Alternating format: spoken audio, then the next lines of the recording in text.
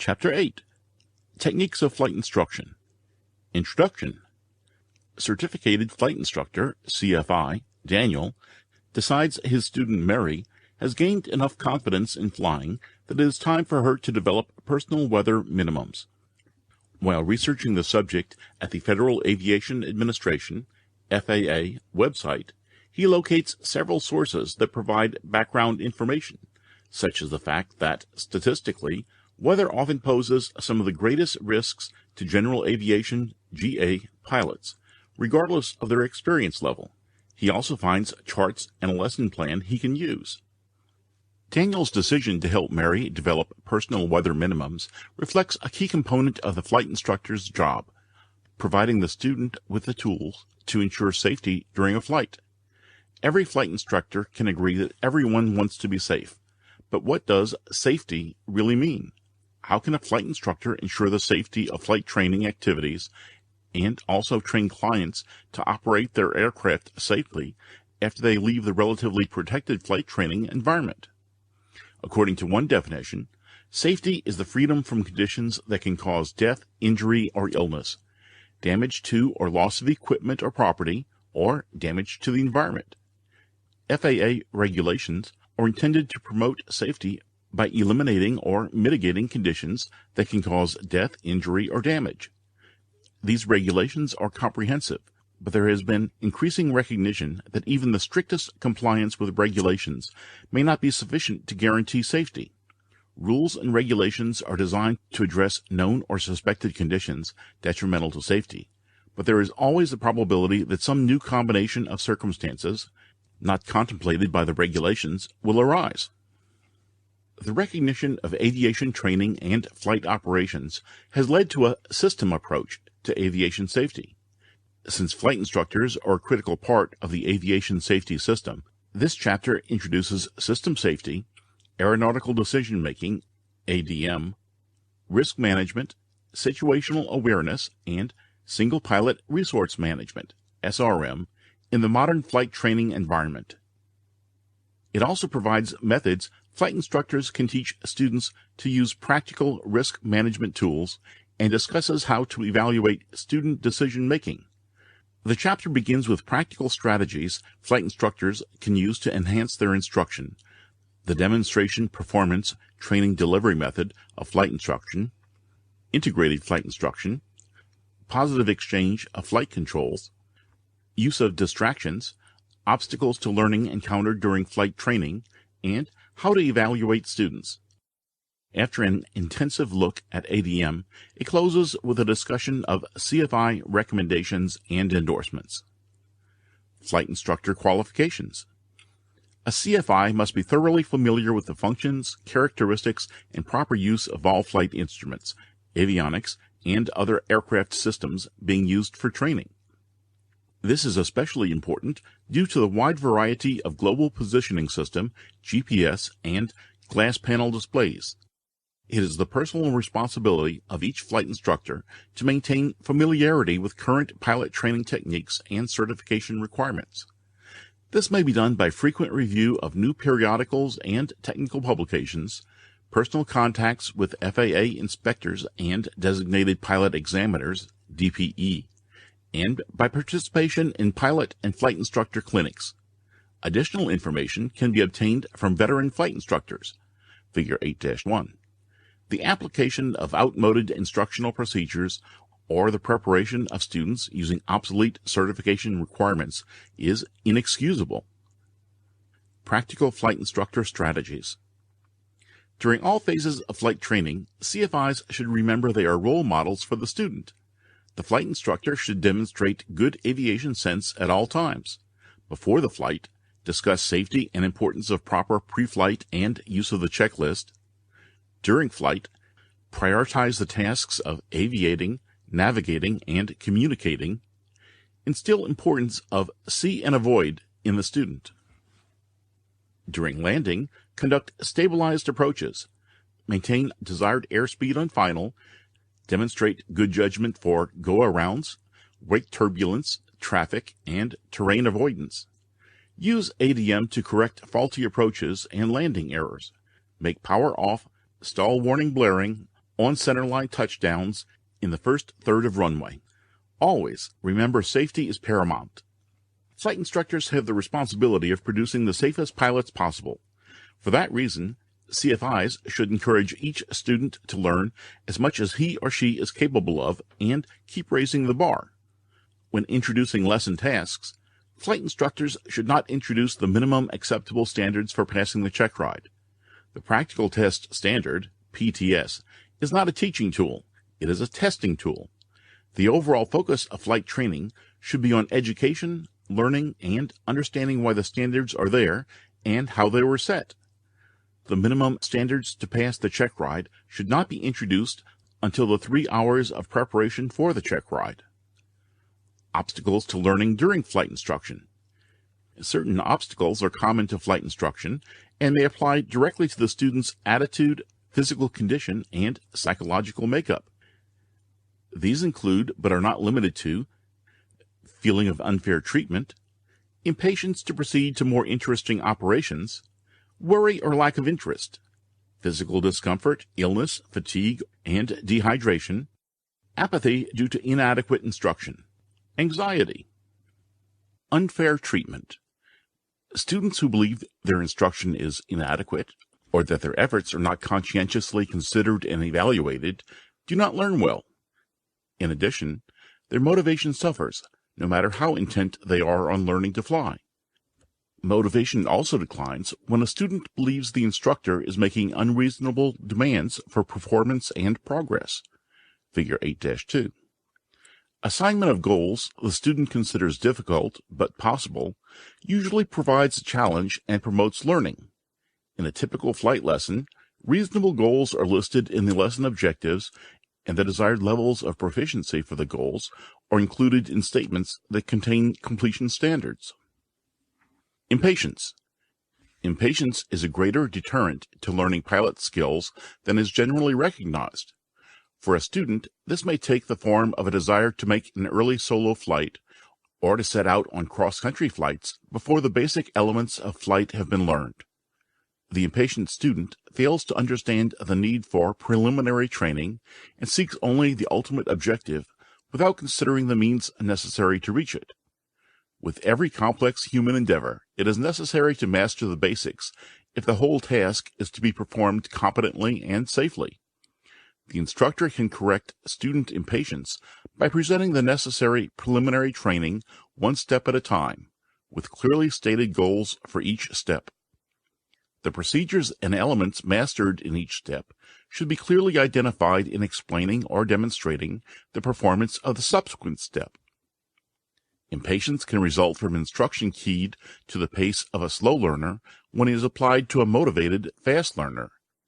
It is just as important that a student be advanced to the subsequent step as soon as one goal has been attained, as it is to complete each step before the next one is undertaken.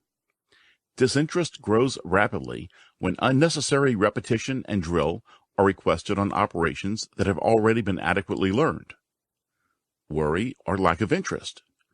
Worry or lack of interest has a detrimental effect on learning. Students who are worried or emotionally upset are not ready to learn and derive little benefit from instruction.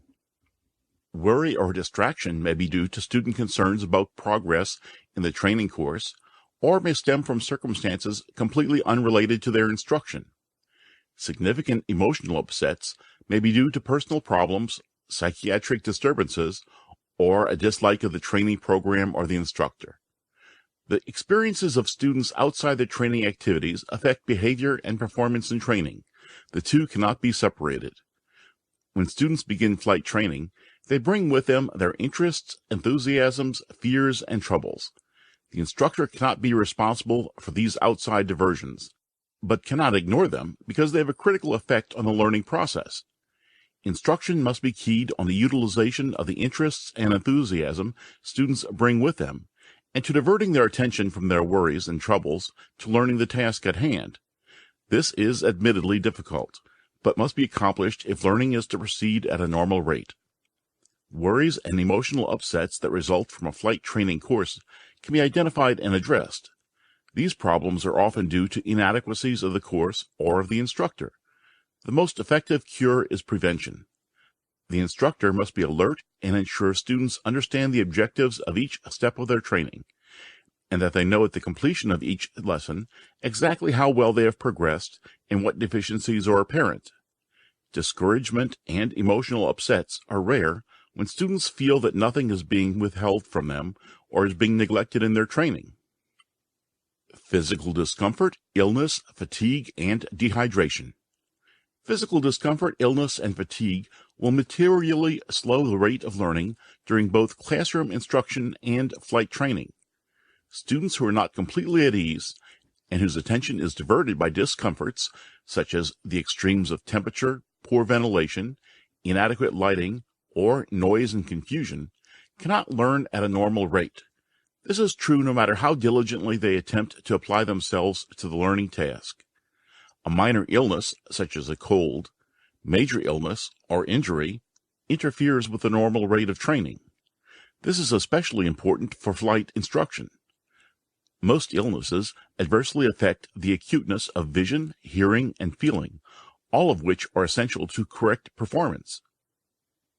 Air sickness can be a great deterrent to flight instruction. A student who is airsick or bothered with incipient air sickness is incapable of learning at a normal rate. There is no sure cure for air sickness, but resistance or immunity usually can be developed in a relatively short period of time. An instructional flight should be terminated as soon as an incipient illness is experienced.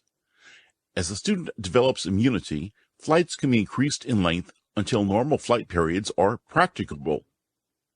Keeping students interested and occupied during flight is a deterrent to air sickness. They are much less apt to become airsick while operating the controls themselves. Rough air and unexpected abrupt maneuvers tend to increase the chances of air sickness. Tension and apprehension apparently contribute to air sickness and should be avoided. Fatigue. Fatigue is one of the most treacherous hazards to flight safety, as it may not be apparent to a pilot until serious errors are made. Fatigue can be either acute, short-term, or chronic, long-term. Acute fatigue, a normal occurrence of everyday living, is the tiredness felt after long periods of physical and mental strain, including strenuous muscular effort, immobility, heavy mental workout, strong emotional pressure, monotony, and lack of sleep. Acute fatigue, caused by training operations, may be physical or mental or both. It is not necessarily a function of physical robustness or mental acuity. The amount of training any student can absorb without incurring debilitating fatigue varies. Generally speaking, complex operations tend to induce fatigue more rapidly than simpler procedures do, regardless of the physical effort involved. Fatigue is the primary consideration in determining the length and frequency of flight instruction periods, and flight instruction should be continued only as long as the student is alert, receptive to instruction, and is performing at a level consistent with experience.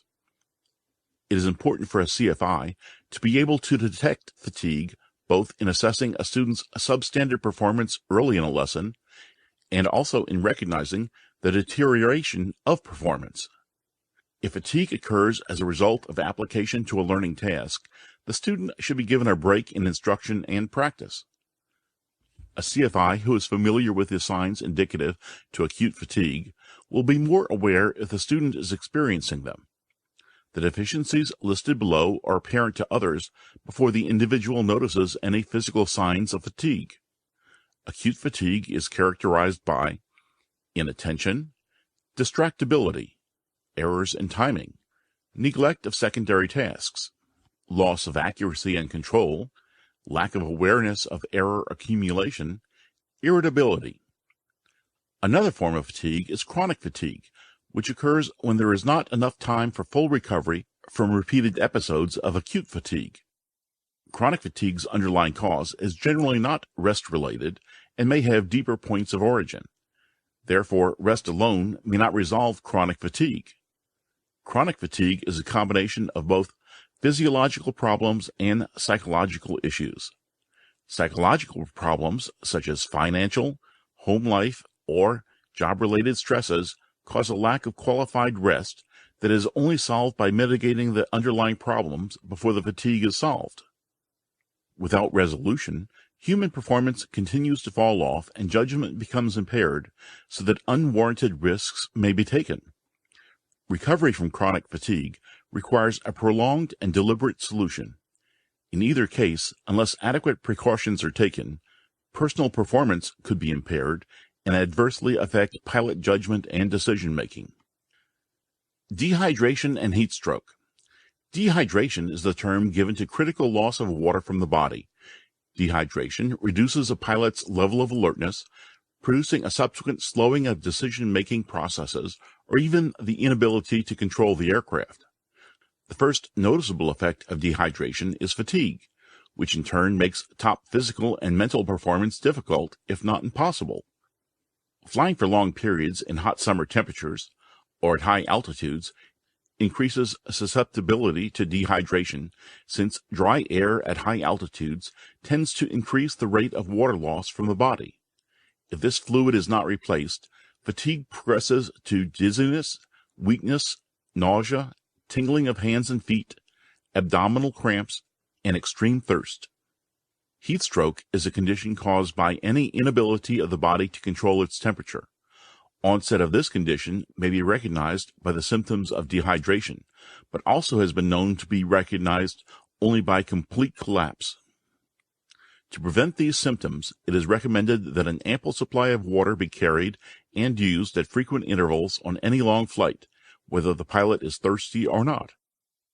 If the airplane has a canopy or roof window, wearing light-colored, porous clothing and a hat helps provide protection from the sun. Keeping the flight deck well ventilated aids in dissipating excess heat. Apathy due to inadequate instruction. Students can become apathetic when they recognize that the instructor has made inadequate preparations for the instruction being given, or when the instruction appears to be deficient, contradictory, or insincere.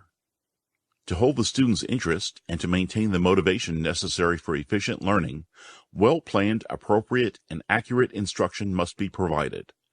Nothing destroys a student's interest as quickly as poorly organized period of instruction. Even an inexperienced student realizes immediately when the instructor has failed to prepare for a lesson. Figure 8-3. Instruction may be overly explicit and so elementary it fails to hold student interest, or it may be so general or complicated that it fails to evoke the interest necessary for effective learning. To be effective, the instructor must teach for the level of the student. The presentation must be adjusted to be meaningful to the person for whom it is intended. For example, instruction in the pre-flight inspection of an aircraft should be presented quite differently for a student who is a skilled aircraft maintenance technician, AMT, compared to the instruction on the same operation for a student with no previous aeronautical experience. The instruction needed in each case is the same, but a presentation meaningful to one of these students might not be appropriate for the other. Poor instructional presentations may result not only from poor preparation, but also from distracting mannerisms, personal untidiness, or the appearance of irritation with the student. Creating the impression of talking down to the student is one of the fastest ways for an instructor to lose student confidence and attention. Once the instructor loses student confidence, it is difficult to regain, and the learning rate is unnecessarily diminished. Anxiety. Student anxiety may place additional burdens on the instructor. This frequently limits the student's perceptive ability and retards the development of insights. The student must be comfortable, confident in the instructor and the aircraft, and at ease if effective learning is to occur. Providing this atmosphere for learning is one of the first and most important tasks of the instructor. Although doing so may be difficult at first, successive accomplishment of recognizable goals and avoidance of alarming occurrences or situations will rapidly ease the student's mind. This is true of all flight students, but special handling by the instructor may be required for students who are obviously anxious or uncomfortable. Demonstration Performance Training Delivery Method. The Demonstration Performance Training Delivery Method was discussed briefly in Chapter 4, The Teaching Process, but the following in-depth discussion is geared to the flight instructor. This training method has been in use for a long time and is very effective in teaching kinesthetic skills, so flight instructors find it valuable in teaching procedures and maneuvers. The demonstration performance method is divided into 4 phases: explanation, demonstration, student performance with instructor supervision, and evaluation. Figure 8-4. Explanation phase. The flight instructor needs to be well prepared and highly organized if complex maneuvers and procedures are to be taught effectively. The student must be intellectually and psychologically ready for the learning activity. The explanation phase is accomplished prior to the flight lesson with a discussion of lesson objectives and completion standards, as well as a thorough pre-flight briefing. Explanations must be clear, pertinent to the objectives of the particular lesson to be presented, and based on the known experience and knowledge of the students. Students need to know not only what they will learn, but also how they will learn it. That is, how the lesson will proceed and how they will be evaluated. In teaching a skill, the instructor must convey to the students the precise actions they are to perform. In addition to the necessary steps, the instructor should describe the end result of these efforts. The explanation phase also should include coverage of appropriate safety procedures. Before leaving this phase, the instructor should encourage students to ask questions about any step of the procedure that they do not understand. Demonstration phase. The instructor must show students the actions necessary to perform a skill. As little extraneous activity as possible should be included in the demonstration if students are to clearly understand that the instructor is accurately performing the actions previously explained. If, due to some unanticipated circumstances, the demonstration does not closely conform to the explanation, this deviation should be immediately acknowledged and explained. Student performance and instructor supervision phases. As discussed in Chapter 4, these 2 phases involve separate actions that are performed concurrently. The first of these phases is the student's performance of the physical or mental skills that have been explained and demonstrated. The second activity is the instructor's supervision. Student performance requires students to act and do. To learn skills, students must practice. The instructor must, therefore, allot enough time for meaningful student activity. Through doing, students learn to follow correct procedures and to reach established standards. It is important that students be given an opportunity to perform the skill as soon as possible after a demonstration. Then, the instructor reviews what has been covered during the instructional flight and determines to what extent the student has met the objectives outlined during the pre-flight discussion. The instructor should be satisfied that the student is well prepared and understands the task before starting. The instructor observes as the student performs and then makes appropriate comments. Evaluation phase. In this phase, the instructor traditionally evaluates student performance, records the student's performance, and verbally advises the student of the progress made toward the objectives. Regardless of how well a skill is taught, there may still be performance deficiencies. When pointing out areas that need improvement, offer concrete suggestions that help. If possible, avoid ending the evaluation on a negative note. As discussed in Chapter 5, assessment, collaborative assessment, or learner-centered grading, LCG, is a form of authentic assessment currently used in aviation training with problem-based learning, PBL. PBL structures the lessons to confront the students with problems that are encountered in real life and forces them to reach real-world solutions. Scenario-based training, SBT, a type of PBL, uses a highly structured script of real-world experiences to address aviation training objectives in an operational environment. Collaborative assessment is used to evaluate whether certain learning criteria were met during the SBT. Collaborative assessment includes 2 parts: learner self-assessment and a detailed assessment by the flight instructor. The purpose of the self-assessment is to stimulate growth in the learner's thought processes and, in turn, behaviors. The self-assessment is followed by an in-depth discussion between the instructor and the student, which compares the instructor's assessment to the student's self-assessment. The telling and doing technique. The demonstration performance method can be applied to the telling and doing technique of flight instruction in 3 steps. However, the telling and doing technique includes specific variations for flight instruction. Figure 8-5. Instructor tells, instructor does. First, the flight instructor gives a carefully planned demonstration of the procedure or maneuver with accompanying verbal explanation. While demonstrating in-flight maneuvers, the instructor should explain the required power settings, aircraft attitudes, and describe any other pertinent factors that may apply. This is the only step in which the student plays a passive role. It is important for the demonstration to conform to the explanation as closely as possible. In addition, it should be demonstrated in the same sequence in which it was explained, so as to avoid confusion and provide reinforcement.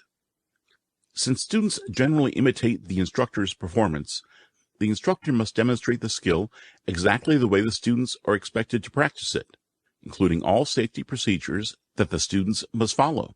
If, due to some unanticipated circumstances, the demonstration does not closely conform to the explanation, this deviation should be immediately acknowledged and explained.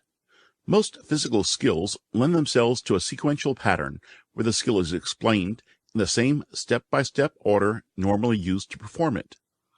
When the skill being taught is related to previously learned procedures or maneuvers, the known to unknown strategy may be used effectively. When teaching more than one skill at a time, the simple to complex strategy works well. By starting with the simplest skill, the student gains confidence and is less likely to become frustrated when faced with building skills that are more complex. Another consideration in this phase is the language used. Instructors should attempt to avoid unnecessary jargon and technical terms that their students do not know. Instructors should also take care to clearly describe the actions students are expected to perform. Communication is the key.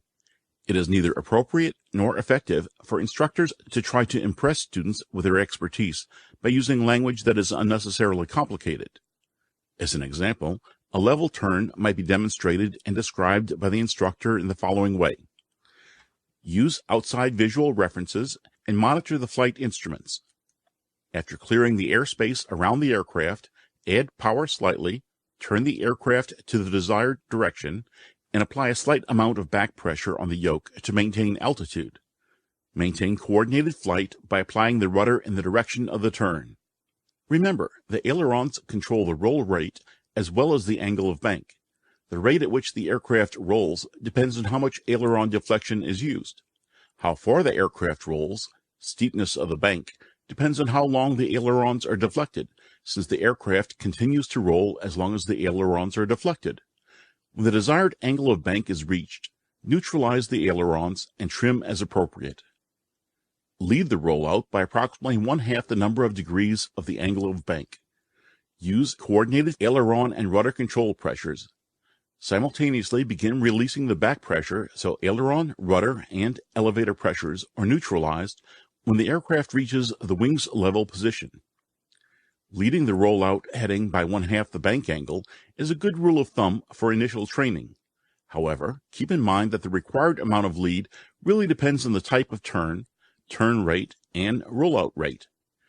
As a pilot gains experience, he or she will develop a consistent roll-in and roll-out technique for various types of turns. Upon reaching a wings level attitude, reduce power and trim to remove control pressures. Student tells, instructor does. Second, the student tells as the instructor does. In this step, the student actually plays the role of instructor, telling the instructor what to do and how to do it. Two benefits accrue from this step.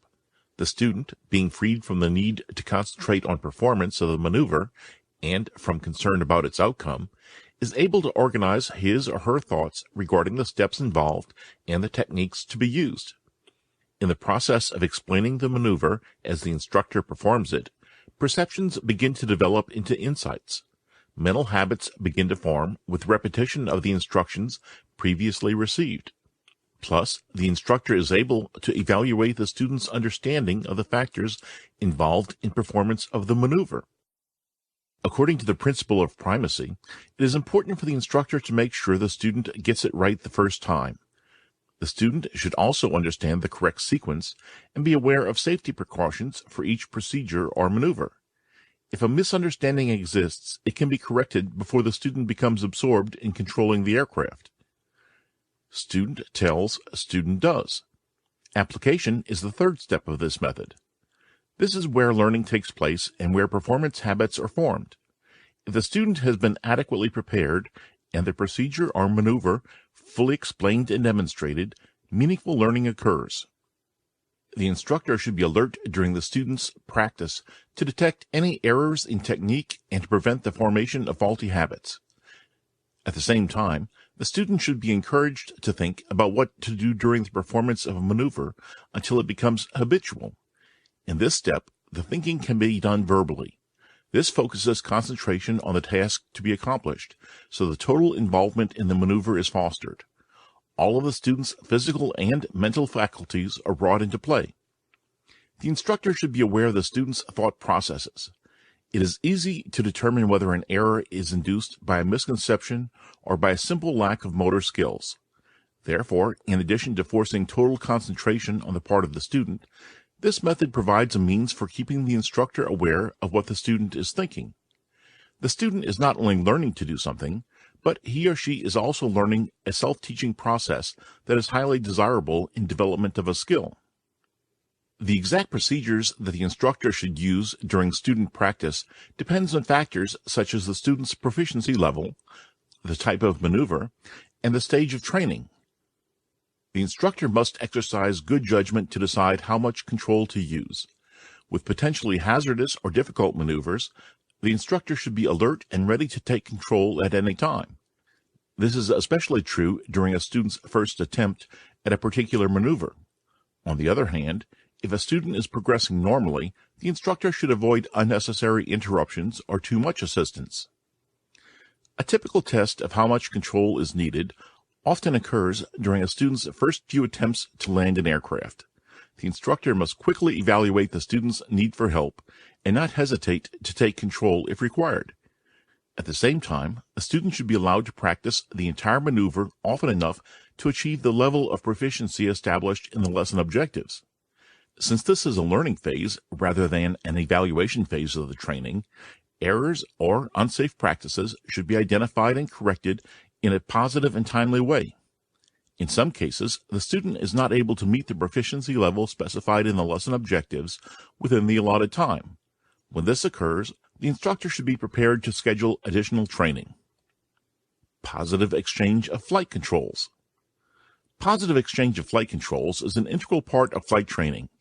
It is especially critical during the demonstration performance method of flight instruction.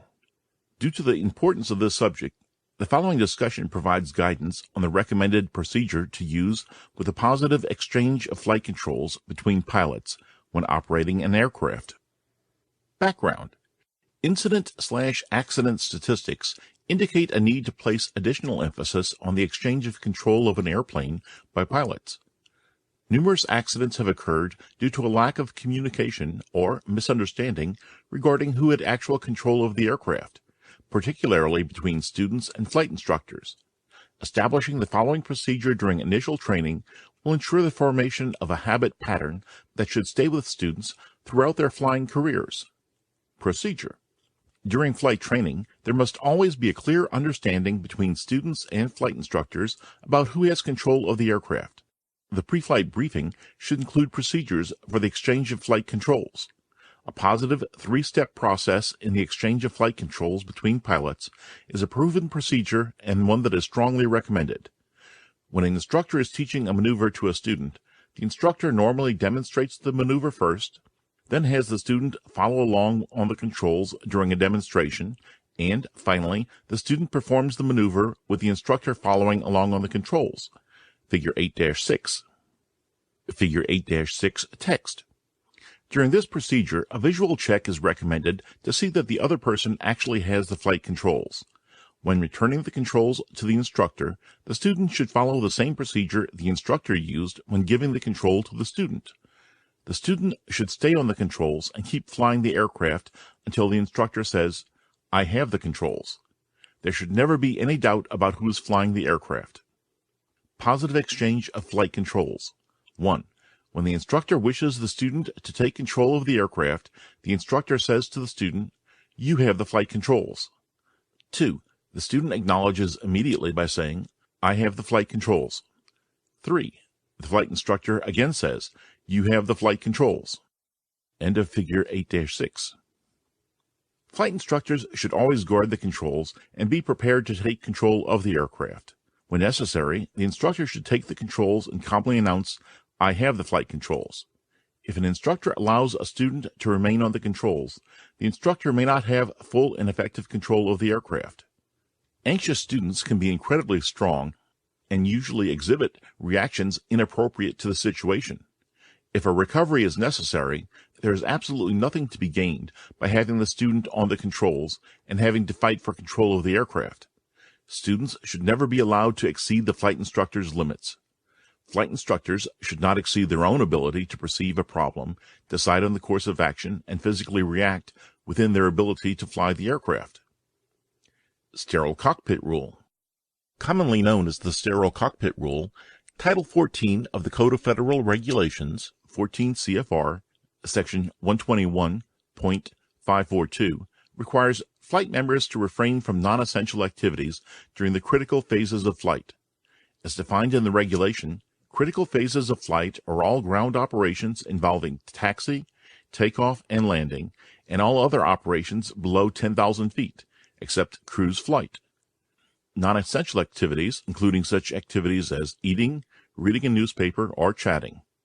A series of aircraft accidents caused by flight crews who were distracted from their flight duties during critical phases of flight caused the FAA to propose the rule.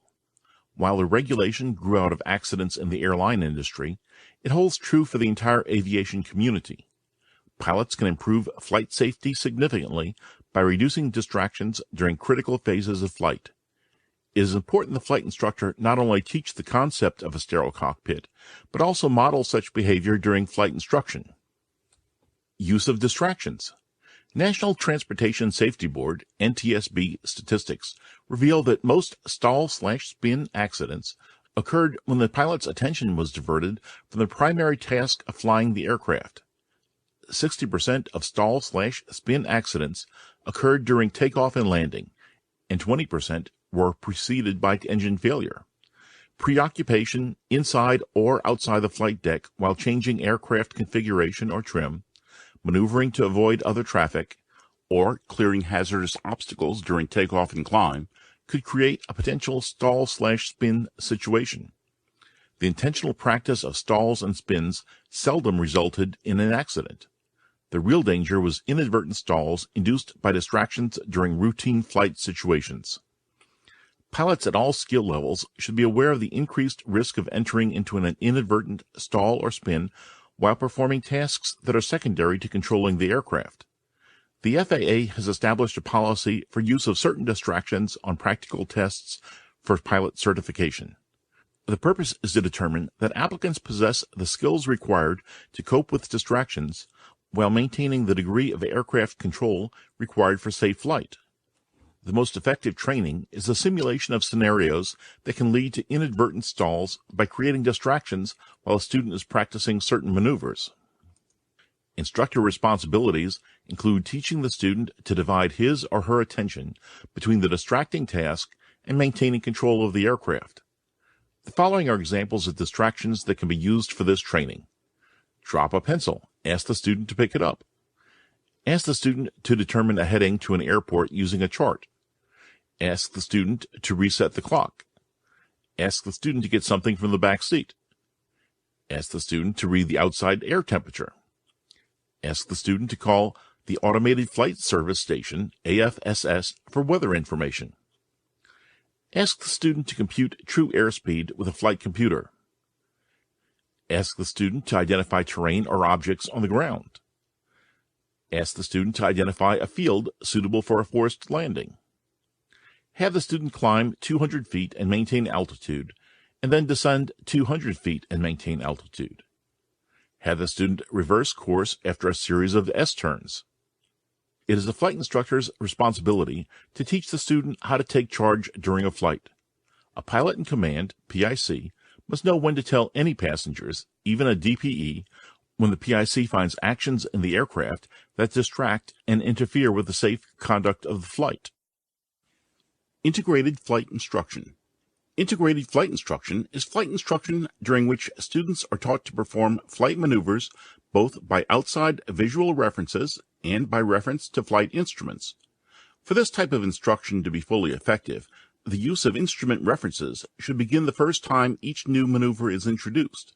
No distinction in the pilot's operation of the flight controls is permitted, regardless of whether outside references or instrument indications are used for the performance of the maneuver.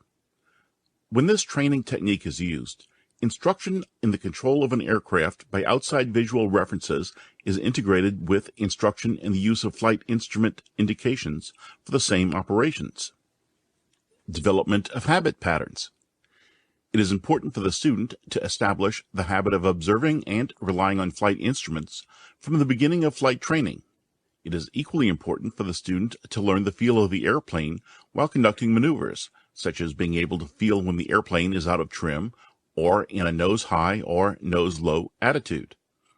Students who have been required to perform all flight maneuvers by reference to instruments as well as by outside references develop from the start the habit of continuously monitoring their own and the aircraft's performance. The early establishment of proper habits of instrument cross-check, instrument interpretation, and aircraft control is highly useful to the student.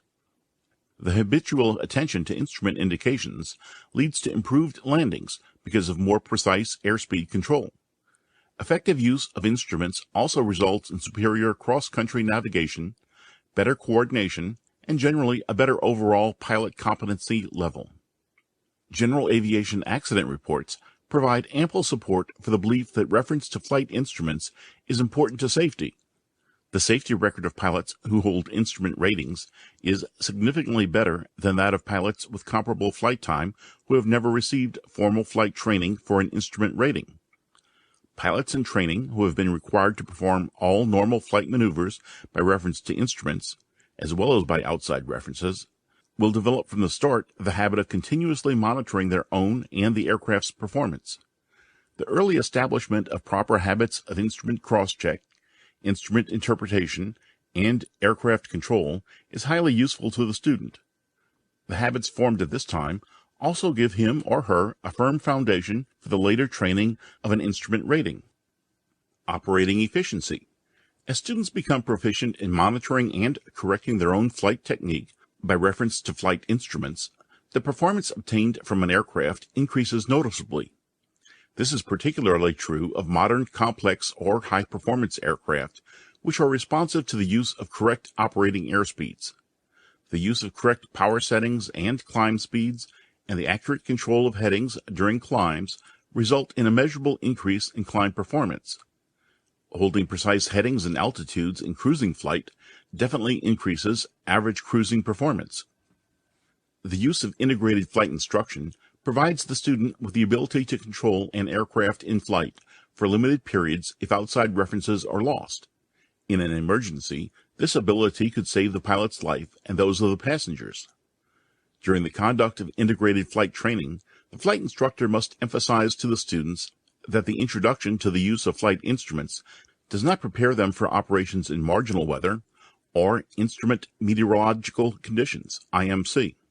The possible consequences, both to themselves and to others, of experiments with flight operations in weather conditions below visual flight rules, VFR minimums, before they are instrument rated, should be constantly impressed on the students.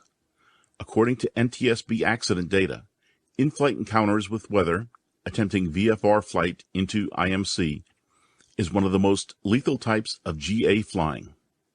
Procedures. Integrated flight instruction begins with the first briefing on the function of the flight controls. This briefing includes the instrument indications to be expected, as well as the outside references to be used to control the attitude of the aircraft. Each new maneuver is introduced using both outside and instrument references, with students developing the ability to maneuver an aircraft equally as well by instrument or outside references. They naturally accept the fact that the manipulation of the flight controls is identical, regardless of which references are used to determine the attitude of the aircraft. This practice should continue throughout the flight instruction for all maneuvers. To fully achieve the demonstrated benefits of this type of training, the use of visual and instrument references must be constantly integrated throughout the training. Failure to do so lengthens the flight instruction necessary for the student to achieve the competency required for the private pilot certificate. See and avoid. From the start of flight training, the instructor must ensure students develop the habit of looking for other air traffic at all times. If students believe the instructor assumes all responsibility for scanning and collision avoidance procedures, they do not develop the habit of maintaining a constant vigilance, which is essential to safety. Any observed tendency of a student to enter flight maneuvers without first making a careful check for other air traffic must be corrected immediately. Recent studies of mid-air collisions determined that flight instructors were on board the aircraft in 37% of the accidents in the study. Most of the aircraft involved in collisions were engaged in recreational flying, not on any type of flight plan. Most mid-air collisions occur in VFR weather conditions during weekend daylight hours. The vast majority of accidents occurred at or near non-towered airports and at altitudes below 1,000 feet. Pilots of all experience levels were involved in mid-air collisions, from pilots on their first solo to 20,000-hour veterans. Most collisions occur in daylight with visibility greater than 3 miles.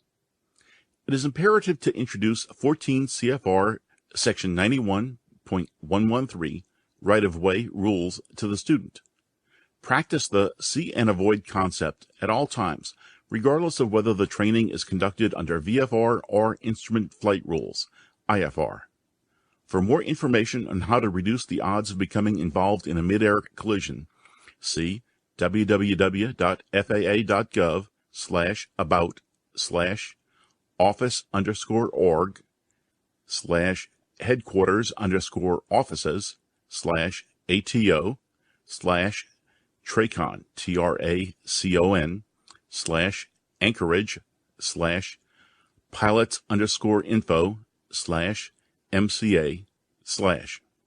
Assessment of piloting ability. Assessment is an essential component of the teaching process. It determines how, what, and how well a student is learning. A well-designed assessment provides a student with something constructive upon which he or she can work or build. An assessment should provide direction and guidance to raise the level of performance. Students must understand the purpose of the assessment. Otherwise, they will be unlikely to accept the evaluation offered, and little improvement will result. There are many types of assessment, but the flight instructor generally uses the review, collaborative assessment, LCG, written tests, and performance-based tests to ascertain knowledge or practical skill levels. Refer to Chapter 5 for an in-depth discussion of the types of assessment available to the flight instructor.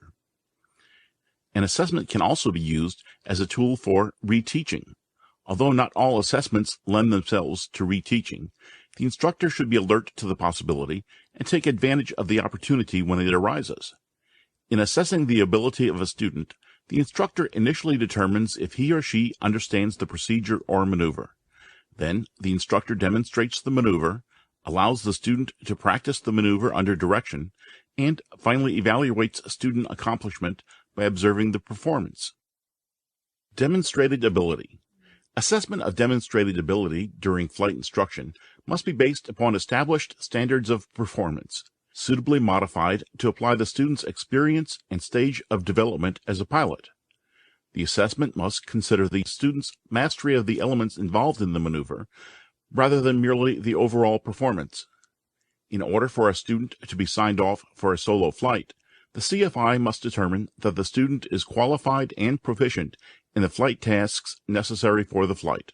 The CFI bases this assessment on the student's ability to demonstrate consistent proficiency on a number of flight maneuvers. Also associated with pilot skill evaluations during flight training are the stage checks conducted in FAA-approved school courses and their practical tests for pilot certificates and ratings. Post-flight evaluation. In assessing piloting ability, it is important for the flight instructor to keep the student informed of progress. This may be done as each procedure or maneuver is completed or summarized during the post-flight critiques. Post-flight critiques should be in a written format, such as notes to aid the flight instructor in covering all areas that were noticed during the flight or lesson. Traditionally, flight instructors explained errors in performance, pointed out elements in which the deficiencies were believed to have originated, and, if possible, suggested appropriate corrective measures. Traditional assessment depends on a grading scale of excellent, good, fair, poor, or exceeds standards, meets standards, needs more training, which often meets the instructor's needs, but not the needs of the student. With the advent of SBT, collaborative assessment is used whenever the student has completed a scenario. As discussed in chapters 4 and 5, SBT uses a highly structured script of real-world experiences to address aviation training objectives in an operational environment. During the post-flight evaluation, collaborative assessment is used to evaluate whether certain learning criteria were met during the SBT. Collaborative assessment includes learner self-assessment and a detailed assessment by the aviation instructor. The purpose of the self-assessment is to stimulate growth in the learner's thought processes and, in turn, behaviors. The self-assessment is followed by an in-depth discussion between the instructor and the student, which compares the instructor's assessment to the student's self-assessment. First solo flight. During the student's first solo flight, the instructor must be present to assist in answering questions or resolving any issues that arise during the flight. To ensure the solo flight is a positive, confidence-building experience for the student, the flight instructor needs to consider time of day when scheduling the flight. Time of day is a factor in traffic congestion, possible winds, sun angles, and reflection. If possible, the flight instructor needs access to a portable radio during any supervised solo operations. A radio enables the instructor to terminate the solo operation if he or she observes a situation developing. The flight instructor must use good judgment when communicating with a solo student. Keep all radio communications to a minimum. Do not talk to the student on short final of the landing approach. Post-solo debriefing. During a post-solo debriefing, the flight instructor discusses what took place during the student's solo flight. It is important for the flight instructor to answer any questions the student may have as a result of a solo flight. Instructors need to be involved in all aspects of the flight to ensure the student utilizes correct flight procedures. It is very important for the flight instructor to debrief a student immediately after a solo flight. With the flight vividly etched in the student's memory, questions about the flight will come quickly. Correction of student errors. Correction of student errors should not include the practice of immediately taking the controls away when a mistake is made. Safety permitting, it is frequently better to let students progress part of the way into the mistake and find a way out. For example, in a weight shift control aircraft, the control bar is moved right to turn left. A student may show an initial tendency to move the bar in the direction of the desired turn. This tendency will dissipate with time, but allowing the student to see the effect of his or her control input is a valuable aid in illustrating the stability of the aircraft. It is difficult for the students to learn a maneuver properly if they seldom have the opportunity to correct an error. On the other hand, students may perform a procedure or maneuver correctly and not fully understand the principles or objectives involved. When the instructor suspects this, students should be required to vary the performance of the maneuver slightly, combine it with other operations, or apply the same elements to the performance of other maneuvers. Students who do not understand the principles involved will probably not be able to do this successfully. Pilot supervision. Flight instructors have the responsibility to provide guidance and restraint with respect to the solo operations of their students. This is by far the most important flight instructor responsibility. The flight instructor is the only person in a position to make the determination a student is ready for solo operations. Before endorsing a student for solo flight, the instructor should require the student to demonstrate consistent ability to perform all of the fundamental maneuvers. Dealing with normal challenges. Instructors should teach students how to solve ordinary problems encountered during flight. Traffic pattern congestion, change in active runway, or unexpected crosswinds are a challenge the student masters individually, before being able to perform them collectively. Visualization. SBT lends itself well to visualization techniques. For example, have a student visualize how the flight may occur under normal circumstances, with the student describing how he or she would fly the flight. Then, the instructor adds unforeseen circumstances, such as a sudden change in weather that brings excessive winds during final approach. Other examples of SBT can have the instructor adding undesired landing sites for balloon student pilots, rope breaks for glider students, and radio outages for instrument airplane students. Now the student must visualize how he or she will handle the unexpected change. During this visualization, the flight instructor can ask questions to check the student's thought processes. The job of the instructor is to challenge the student with realistic flying situations without overburdening him or her with unrealistic scenarios. Practice landings. The FAA recommends that in all student flights involving landing in an aircraft, the flight instructor should teach a full-stop landing. Full-stop landings help the student develop aircraft control and checklist usage. Aircraft speed and control take precedence over all other actions during landings and takeoffs. Stress landing in the first third of the runway to ensure there is stopping distance for the aircraft. If the student is unable to land in the first third, teach him or her to make an immediate go-around. If the student bounces an airplane on landing, teach the student to make an immediate go-around. By following these teaching guidelines, the student is better equipped to properly execute landings when he or she solos. Furthermore, by requiring the first solo flight to consist of landings to a full stop, the flight instructor has the opportunity to stop the flight if necessary. In gliders, a low-energy landing is the most desirable, based on current winds. This helps the student develop good off-field landing techniques. This is dependent on current weather, such as excess winds including crosswinds. Practical Test Recommendations. Provision is made on the Airman Certificate or Rating Application form for the written recommendation of the flight instructor who has prepared the applicant for the practical test involved. Signing this recommendation imposes a serious responsibility on the flight instructor. A flight instructor who makes a practical test recommendation for an applicant seeking a certificate or rating should require the applicant to demonstrate thoroughly the knowledge and skill level required for that certificate or rating. This demonstration should in no instance be less than the complete procedure prescribed in the applicable PTS. When the instructor endorses the applicant for the practical test, his or her signature on the FAA Form 8710-1 Airman Certificate and/or Rating Application is valid for 60 days. This is also true with a flight proficiency endorsement that is placed in the applicant's logbook or training record. Advisory Circular AC 61-65. These two dates should be the same. Completion of prerequisites for a practical test is another instructor task that must be documented properly. Examples of all common endorsements can be found in the current issue of AC 61-65, Appendix 1. This appendix also includes references to 14 CFR Part 61, Certification, Pilots, Flight Instructors, and Ground Instructors, for more details concerning the requirements that must be met to qualify for each respective endorsement.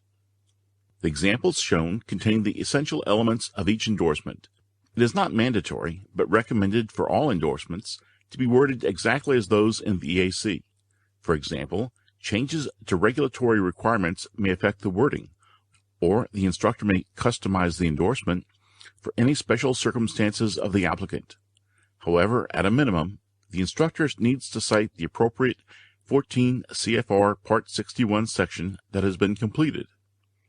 FAA inspectors and DPEs rely on flight instructor recommendations as evidence of qualification for certification and proof that a review has been given of the subject areas found to be deficient on the appropriate knowledge test.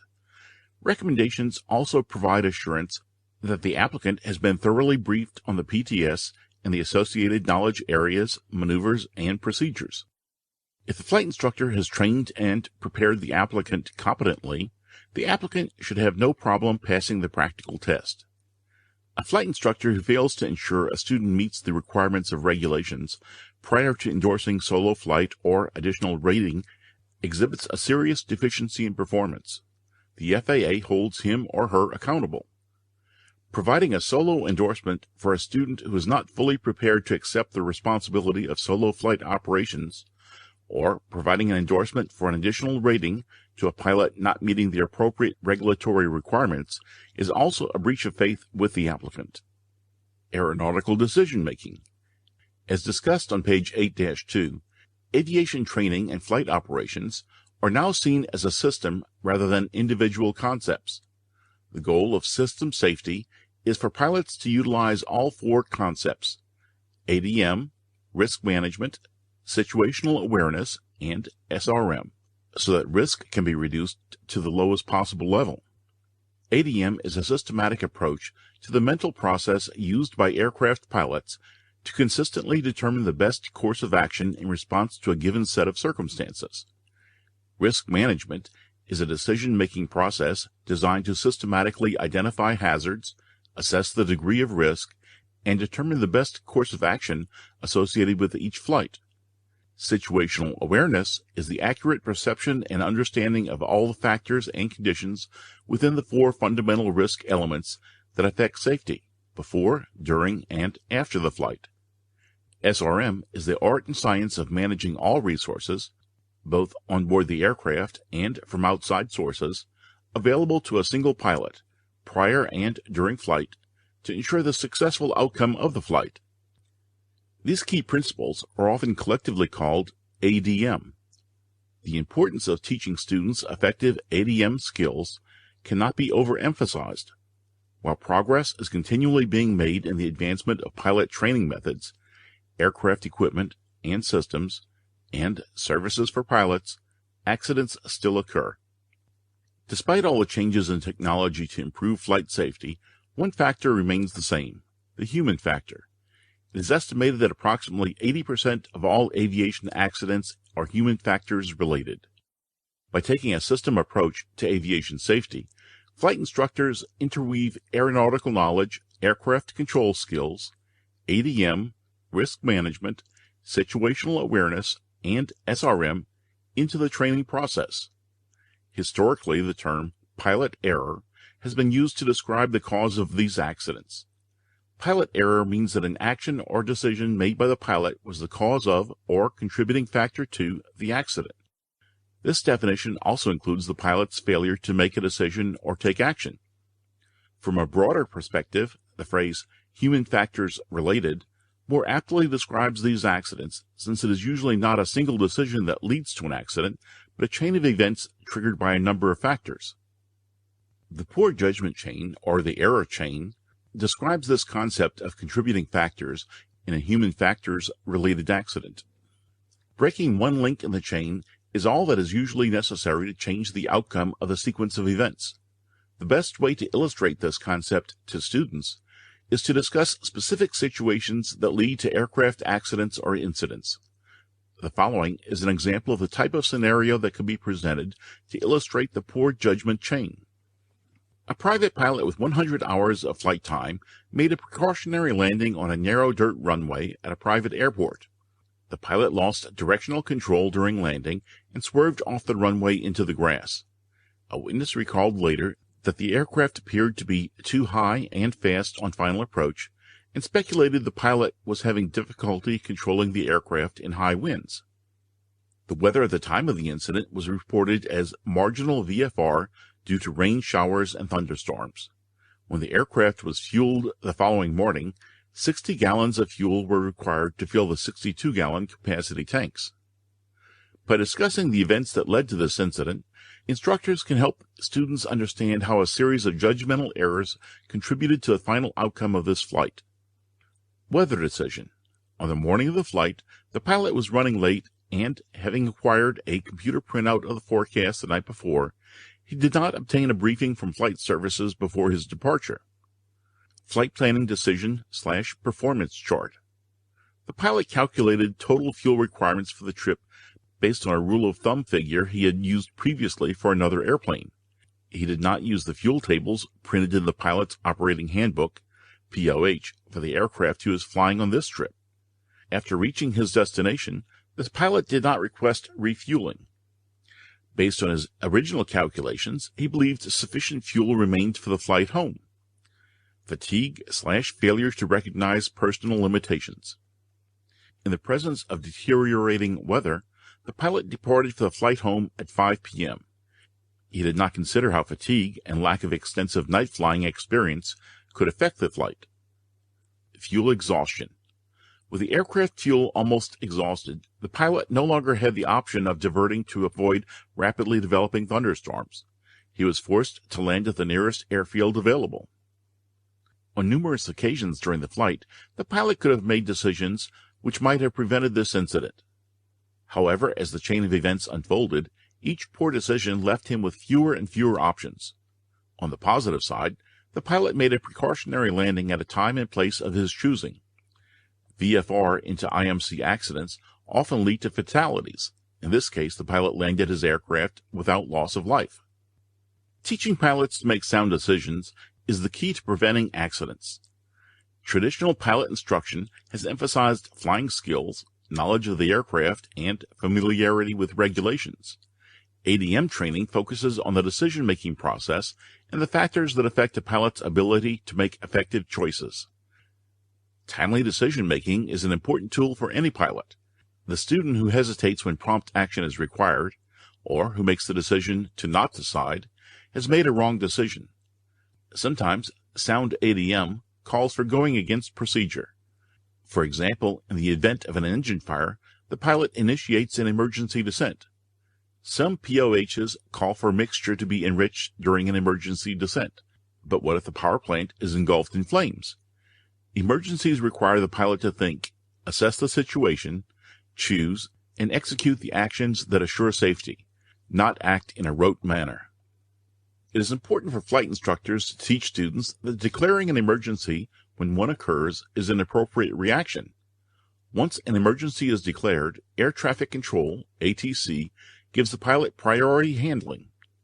14 CFR Section 91.3, Responsibility and Authority of the Pilot in Command, states that, in an in-flight emergency requiring immediate action, the pilot in command may deviate from any rule of this part to the extent required to meet that emergency. Flight instructors should incorporate ADM, risk management, situational awareness, and SRM throughout the entire training course for all levels of students. AC 60-22, Aeronautical Decision Making, provides background references, definitions, and other pertinent information about ADM training in the GA environment. Figure 8-7. The decision-making process. An understanding of the decision-making process provides students with a foundation for developing ADM skills. Some situations, such as engine failures, require a pilot to respond immediately using established procedures with little time for detailed analysis. Traditionally, pilots have been well trained to react to emergencies, but are not as well prepared to make decisions, which require a more reflective response. Typically during a flight, the pilot has time to examine any changes that occur, gather information, and assess risk before reaching a decision. The steps leading to this conclusion constitute the decision-making process. When the decision-making process is presented to students, it is essential to discuss how the process applies to an actual flight situation. To explain the decision-making process, the instructor can introduce the following steps with the accompanying scenario that places the students in the position of making a decision about a typical flight situation. Defining the problem. The first step in the decision-making process is to define the problem. This begins with recognizing that a change has occurred or that an expected change did not occur. A problem is perceived first by the senses and then is distinguished through insight and experience. These same abilities, as well as an objective analysis of all available information, are used to determine the exact nature and severity of the problem. One critical error that can be made during the decision-making process is incorrectly defining the problem. For example, failure of a landing gear extended light to illuminate could indicate that the gear is not down and locked into place, or it could mean that the bulb is burned out. The actions to be taken in each of these circumstances would be significantly different. Fixating on a problem that does not exist can divert the pilot's attention from important tasks.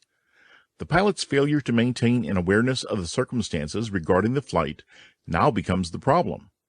That is why, once an initial assumption is made regarding the problem, other sources must be used to verify the pilot's conclusion is correct. While on a cross-country flight, Brenda discovers her time en route between two checkpoints is significantly longer than the time she originally calculated. By noticing this discrepancy, she has recognized a change. Based on insight, cross-country flying experience, and knowledge of weather systems, she considers the possibility that she has an increased headwind. She verifies that the original calculations are correct and considers factors that may have lengthened the time between checkpoints, such as a climb or deviation off course.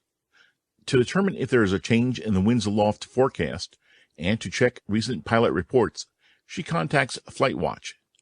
After weighing each information source, she concludes that the headwind has increased. To determine the severity of the problem, she calculates a new ground speed and reassesses fuel requirements. Choosing a course of action. After the problem has been identified, the pilot evaluates the need to react to it and determines the actions that may be taken to resolve the situation in the time available. The expected outcome of each possible action should be considered and the risks assessed before the pilot decides on a response to the situation. Brenda determines the fuel burn if she continues to her destination and considers other options. Turning around and landing at a nearby airport, diverting off course, or landing prior to her destination at an airport en route. She considers the expected outcome of each possible action and assesses the risks involved. After studying the chart, she concludes there is an airport which has refueling services within a reasonable distance along her route. She can refuel there and continue to her destination without a significant loss of time. Implementing the decision and evaluating the outcome. Although a decision may be reached and a course of action implemented, the decision-making process is not complete. It is important to think ahead and determine how the decision could affect other phases of the flight. As the flight progresses, the pilot must continue to evaluate the outcome of the decision to ensure that it is producing the desired result. To implement her decision, Brenda plots the course changes and calculates a new estimated time of arrival. She also contacts the nearest AFSS to amend her flight plan and check weather conditions at the new destination. As she proceeds to the airport, she continues to monitor ground speed, aircraft performance, and weather conditions to ensure no additional steps need to be taken to guarantee the safety of the flight. Factors affecting decision-making. It is important to stress to a student that being familiar with the decision-making process does not ensure he or she has the good judgment to be a safe pilot. The ability to make effective decisions as PIC depends on a number of factors. Some circumstances, such as the time available to make a decision, may be beyond the pilot's control. However, a pilot can learn to recognize these factors that can be managed and learn skills to improve decision-making ability and judgment. Recognizing hazardous attitudes. While the ADM process does not eliminate errors, it helps the pilot recognize errors and, in turn, enables the pilot to manage the error to minimize its effects. 2 steps to improve flight safety are identifying personal attitudes hazardous to flight safety and learning behavior modification techniques. Flight instructors must be able to spot hazardous attitudes in a student because the recognition of hazardous thoughts is the first step toward neutralizing them. CFIs should keep in mind that being fit to fly depends on more than just a pilot's physical condition and recency of experience. Hazardous attitudes contribute to poor pilot judgment and affect the quality of decisions. Attitude can be defined as a personal motivational predisposition to respond to persons, situations, or events in a given manner.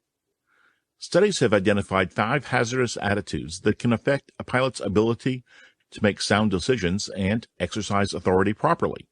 Figure 8-8. Figure 8-8 text. Pilots should examine their decisions carefully to ensure that their choices have not been influenced by a hazardous attitude. The 5 hazardous attitudes. Anti-authority. Don't tell me.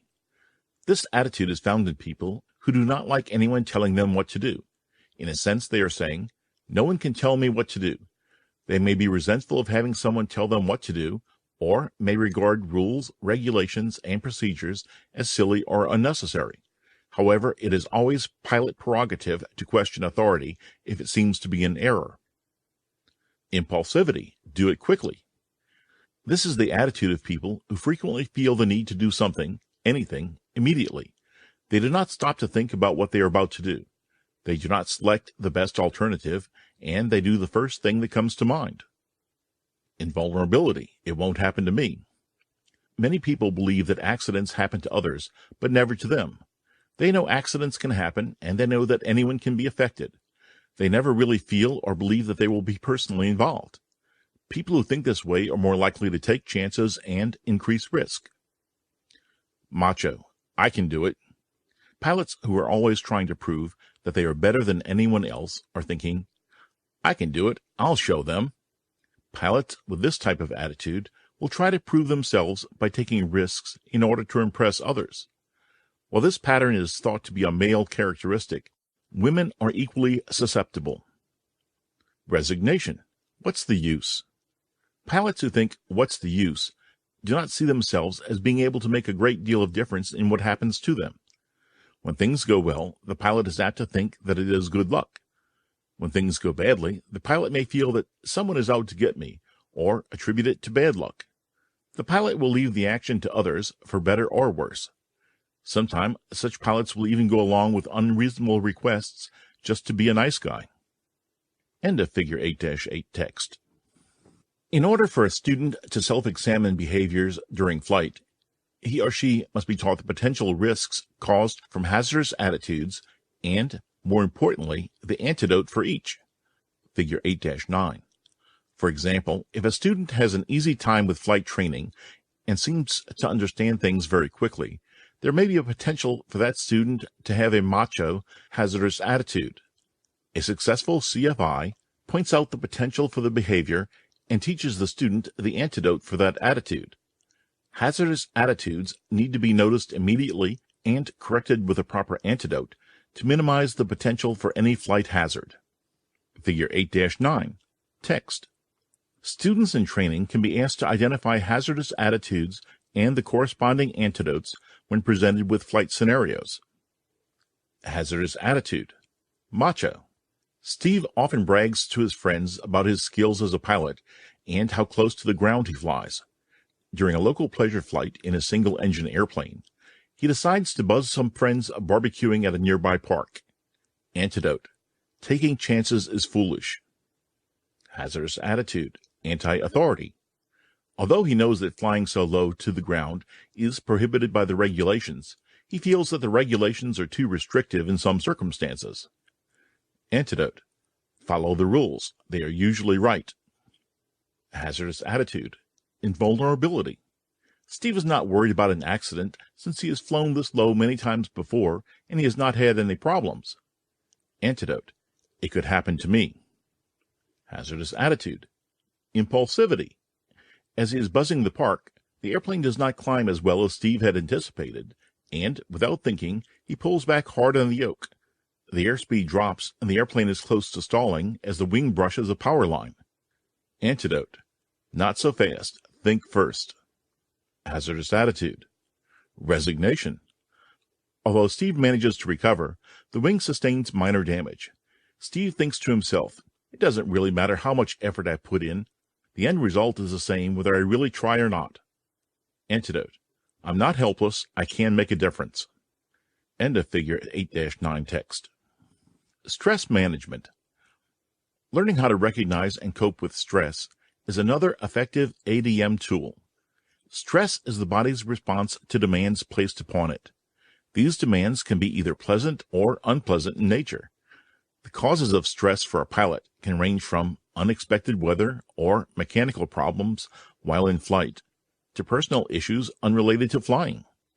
Stress is an inevitable and necessary part of life. It adds motivation and heightens the individual's response to meet any challenge. Everyone is stressed to some degree all the time. A certain amount of stress is good since it keeps a person alert and prevents complacency. However, the effects of stress are cumulative, and, if not coped with adequately, they eventually add up to an intolerable burden. Performance generally increases with the onset of stress, peaks, and then begins to fall off rapidly as stress levels exceed a person's ability to cope. The ability to make effective decisions during flight can be impaired by stress. Factors, referred to as stressors, can increase a pilot's risk of error in the flight deck. Figure 8-10. Figure 8-10 text. 3 types of stressors that can affect pilot performance. Physical stress, conditions associated with the environment such as temperature and humidity, noise, vibration, and lack of oxygen. Physiological stress, physical conditions such as fatigue, lack of physical fitness, sleep loss, missed meals leading to low blood sugar levels, and illness. Psychological stress, social or emotional factors such as a death in the family, a divorce, a sick child, or a demotion at work. This type of stress may also be related to mental workload, such as analyzing a problem, navigating an aircraft, or making decisions. End of Figure 8-10 text. One way of exploring the subject of stress with a student is to recognize when stress is affecting performance. If a student seems distracted or has a particularly difficult time accomplishing the tasks of the lesson, the instructor can query the student. Was the student uncomfortable or tired during the flight? Is there some stress in another aspect of the student's life that may be causing a distraction? This may prompt the student to evaluate how these factors affect performance and judgment.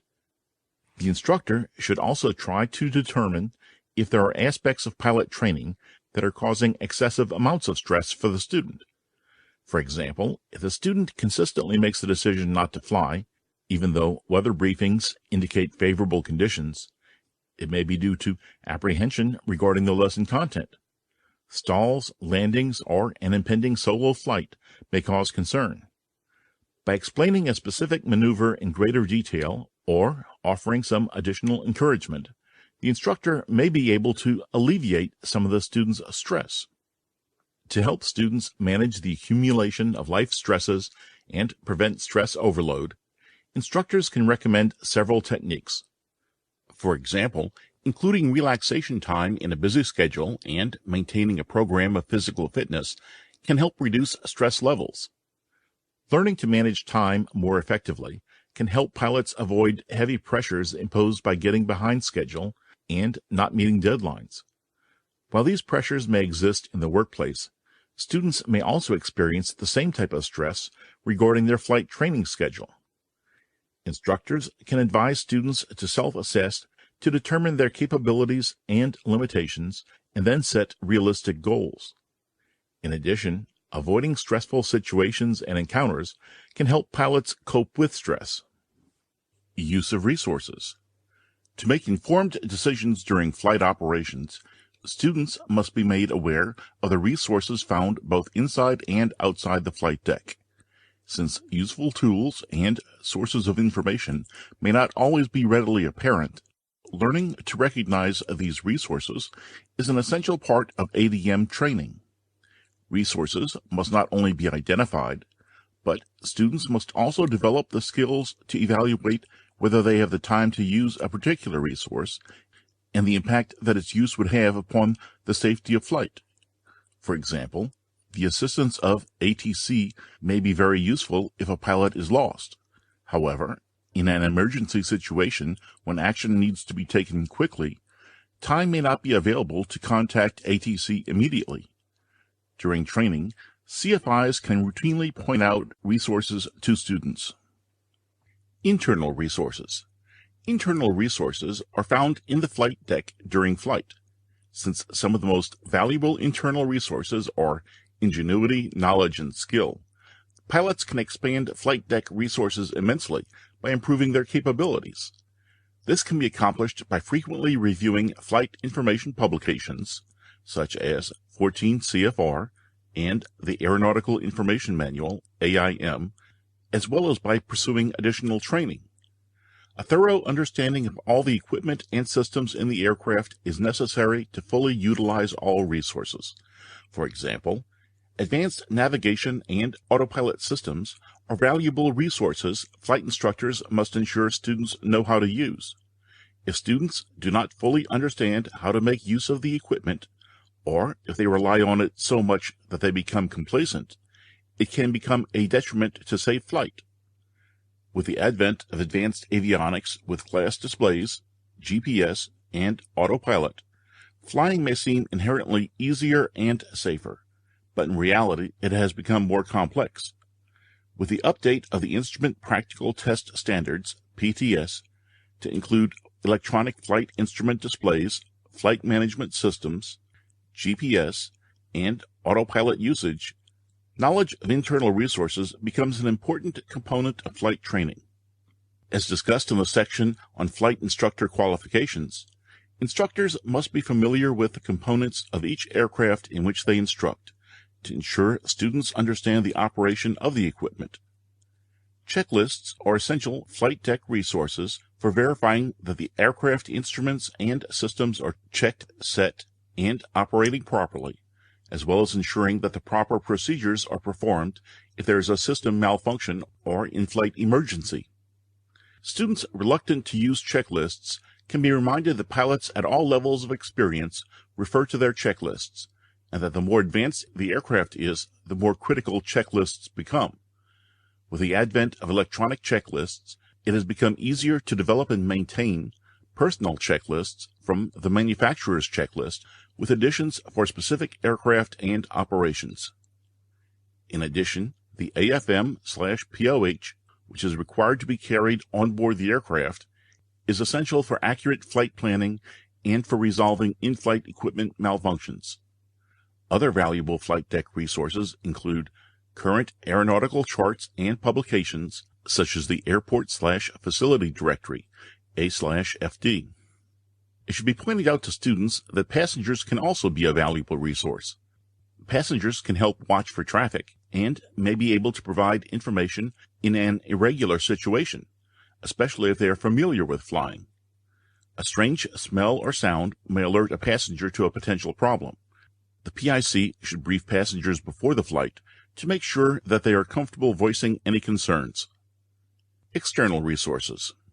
Possibly the greatest external resources during flight are air traffic controllers and flight service specialists. ATC can help decrease pilot workload by providing traffic advisories, radar vectors, and assistance in emergency situations. AFSS can provide updates on weather, answer questions about airport conditions, and may offer direction-finding assistance. The services provided by ATC can be invaluable in enabling pilots to make informed in-flight decisions. Instructors can help new students feel comfortable with ATC by encouraging them to take advantage of services, such as flight following and flight watch. If students are exposed to ATC as much as possible during training, they feel confident asking controllers to clarify instructions and are better equipped to use ATC as a resource for assistance in unusual circumstances or emergencies. Throughout training, students can be asked to identify internal and external resources, which can be used in a variety of flight situations. For example, if a discrepancy is found during pre-flight, what resources can be used to determine its significance? In this case, the student's knowledge of the aircraft, the POH, an instructor or other experienced pilot, or an AMT, can be a resource which may help define the problem. During cross-country training, students may be asked to consider the following situation. On a cross-country flight, you become disoriented. Although you are familiar with the area, you do not recognize any landmarks and fuel is running low. What resources do you have to assist you? Students should be able to identify their own skills and knowledge, aeronautical charts, ATC, flight service, and navigation equipment as some of the resources that can be used in this situation. Workload management. Effective workload management ensures the essential operations are accomplished by planning, prioritizing, and sequencing tasks to avoid work overload. As experience is gained, a pilot learns to recognize future workload requirements and can prepare for high workload periods during times of low workload. Instructors can teach this skill by prompting their students to prepare for a high workload. For example, when en route, the student can be asked to explain the actions that need to be taken during the approach to the airport. The student should be able to describe the procedures for traffic pattern entry and landing preparation. Reviewing the appropriate chart and setting radio frequencies well in advance of need helps reduce workload as the flight nears the airport. In addition, the student should listen to the Automatic Terminal Information Service, ATIS, Automated Surface Observing Systems, ASOS, or Automated Weather Observing System, AWOS, if available, and then monitor the Tower Frequency or Common Traffic Advisory Frequency, CTAF, to get a good idea of what traffic conditions to expect. Checklists should be performed well in advance so there is time to focus on traffic and ATC instructions. These procedures are especially important prior to entering a high-density traffic area such as Class B airspace. To manage workload, items should be prioritized. This concept should be emphasized to students and reinforced when training procedures are performed. For example, during a go-around, adding power, gaining airspeed, and properly configuring the aircraft are priorities. Informing the tower of the balked landing should be accomplished only after these tasks are completed. Students must understand that priorities change as the situation changes. If fuel quantity is lower than expected on a cross-country flight, the priority can shift from making a scheduled arrival at the destination to locating a nearby airport to refuel. In an emergency situation, the first priority is to fly the aircraft and maintain a safe airspeed. Another part of managing workload is recognizing a work overload situation. The first effect of high workload is that the pilot begins to work faster. As workload increases, attention cannot be devoted to several tasks at one time, and the pilot may begin to focus on one item. When the pilot becomes task-saturated, there is no awareness of inputs from various sources. Decisions may be made on incomplete information, and the possibility of error increases. Figure 8-11. During a lesson, workload can be gradually increased as the instructor monitors the student's management of tasks. The instructor should ensure that the student has the ability to recognize a work overload situation. When becoming overloaded, the student should stop, think, slow down, and prioritize. It is important that the student understand options that may be available to decrease workload. For example, locating an item on a chart or setting a radio frequency may be delegated to another pilot or passenger. An autopilot, if available, may be used, or ATC may be enlisted to provide assistance.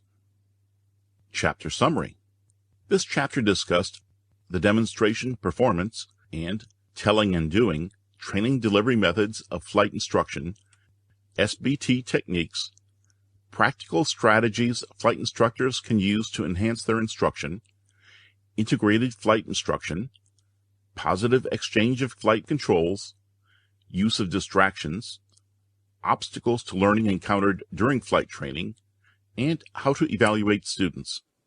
After an intensive look at ADM with suggestions for how to interweave ADM, risk management, and SRM into the teaching process, it closes with a discussion of CFI recommendations. Additional information on recommendations and endorsements can be found in Appendix C, Certificates, Ratings, and Endorsements.